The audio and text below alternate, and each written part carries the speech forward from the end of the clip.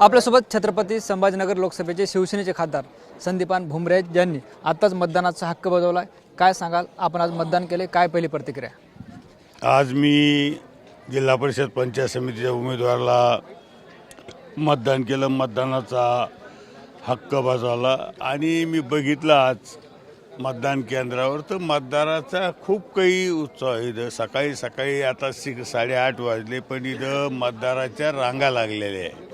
तर मला वाटतं एक टक्केवारी चांगली वाढेल आणि निश्चितच एक धनुष्यबाणाला हे मतदान होईल. आपण बघतोय खरं तर शिवसेना भाजपाची युती जाहीर झाली होती, मात्र असं असताना सुद्धा एकमेकाच्या विरोधात उमेदवार दिले. काय वाटतं, काय परिणाम येतील आता? शिवसेना भाजपची युती झालेली आहे, हे काही ठिकाणी थोडी युती तुटलेली आहे, स्थानिक लेवलला थोडे झालेले आहे. पण मला वाटतं गंगापूर असन, वैजापूर असन, बऱ्याच ठिकाणी युती झालेली आहे, रत्नापूर असन. पण काही ठिकाणी युतीचं स्थानिक लेवलला झालेलं आहे, पण मला वाटतं याचा परिणाम काही युतीवर होणार नाही. महानगरपालिकेला तुम्हाला अपेक्षित यश मिळालं नाही, जिल्हा परिषदला काय वाटतंय? महानगरपालिकेला थोडा गोंधळ झाला, अपेक्षित यश मिळालं नाही, पण जिल्हा परिषदला आम्हाला यश मिळणार.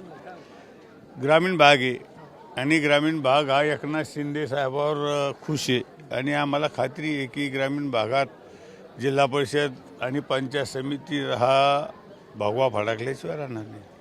भुमरे साहेब, महानगरपालिकेसाठी जे आहे ते आपण काही ठिकाणी प्रचार सभा घेतल्या. काल जे आहे ते शिवसेनेकडून उपमहापौर पदासाठी राजेंद्र जंजाळ यांचं नाव देण्यात आलं, मात्र पालकमंत्री कुठेतरी नाराज असल्याची चर्चा आहे. काल मी जिल्हा परिषद पंचायत समितीचा शेवटचा दिवस होता, त्याच्यामुळं मी या परिसरात होतो, मी ग्रामीण भागात होतो. पण मला वाटतं नाराज व्हायचं काही कारण नाही. शिंदे साहेबांनी जे उमेदवार ठरवला तो एक मताने असतो, त्याच्यामुळे नाराजीचं काही असं काही वाटत नाही.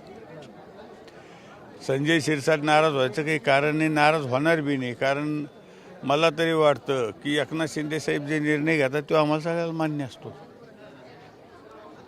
आपण बघतोय आपल्यासोबत खासदार संदीपान भुमरे होते, ज्यांनी मतदान केल्यानंतर आपल्याशी संवाद साधला. कॅमेरा पर्सन हर्षल निकमसह ज्ञानेश्वर लोंढे, TV9 मराठी, पाचोड, छत्रपती संभाजीनगर. साहेब, काय सांगा, तुम्ही मतदानाचा हक्क बजावलेला आहे? आज जिल्हा परिषद पंचायत समितीचा मतदानाचा हक्क बजावला. मी जसा हक्क बजावला तसा सगळ्यांनी आज मतदानाचा हक्क बजावा ही मी सगळ्याला विनंती करतो.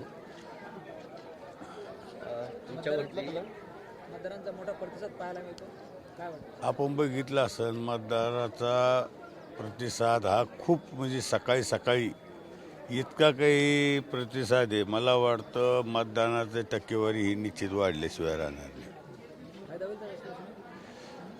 शिवसेनेला त्याचा फायदा होईनच ना. टक्केवारी वाढली म्हणजे शिवसेनेला फायदा होईन आणि शिवसेनेच्या जागा निवडून येतील असे मला खात्री आहे. साधारण किती जागा शिवसेनेची लागतील? कारण युती तुटलेली आहे संभाजीनगरमध्ये. 63 जिल्हा परिषदचे उमेदवार आहे. किती उमेदवार तुमचे शिवसेनेचे?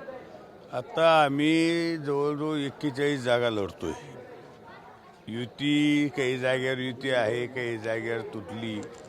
पण आता गंगापूरला युती आहे, त्याच्यानंतर वैजापूरला युती आहे.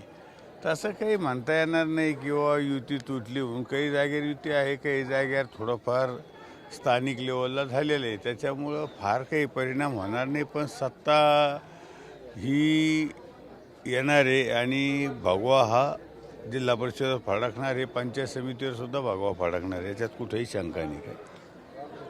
आणि ही जी जागा आहे पाचोडची, ही पाचोडची जागा खूप काही मतानं येईल, तशाच बाकीच्या बी जागा अशाच मताने येतील.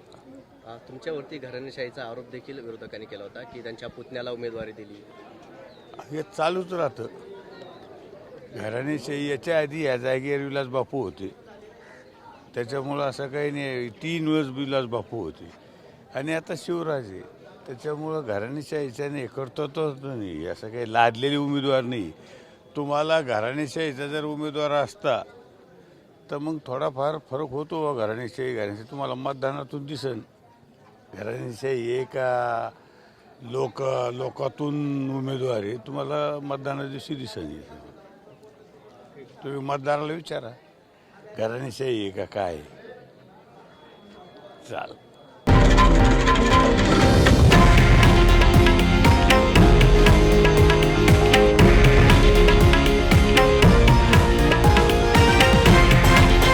हे आहे देशातील नंबर 1 न्यूज नेटवर्क आणि आपण पाहत आहात TV9 मराठी, एकमेव.